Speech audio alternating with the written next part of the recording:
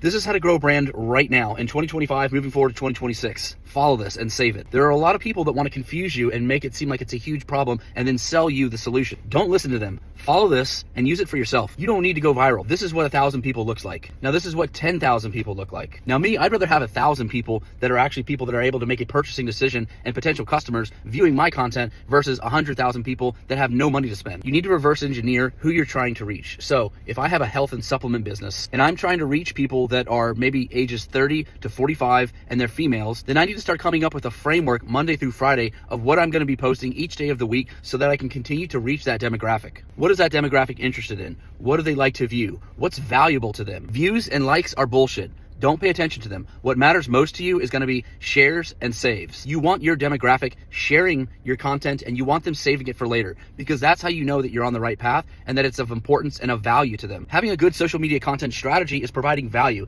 It is reciprocal, but you're going to have to provide value over time again and again. Slowly, your following will build up. This is social media, so you don't want to be clickbaity, but you also want to have some content that is shareable and consumable by others. This is what gets you more shares and more saves when it's really relevant to people, and it kind of walks that line of being entertaining but also being of good information and valuable. That's the stuff that really rockets. Let's take recent headlines of Kris Kardashian and how she had some surgeries that reversed the age of time.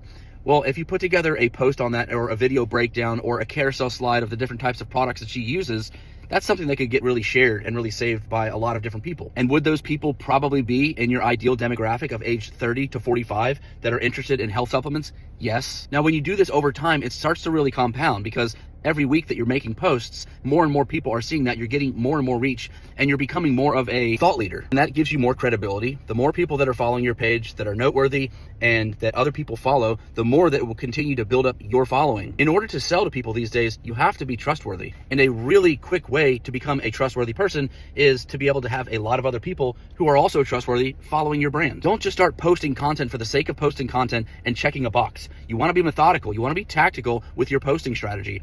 Reverse engineer the audience that you're trying to reach and start making content specifically for them that does nothing for you but gives them value. This is not about you. This is about them. And people can feel that and see that stuff all day long. You don't need fancy studios. You don't need fancy equipment. You literally need just a phone in your hand. If you've got good content and good value, that comes from having well-researched documentation and thinking through what you're actually going to be posting.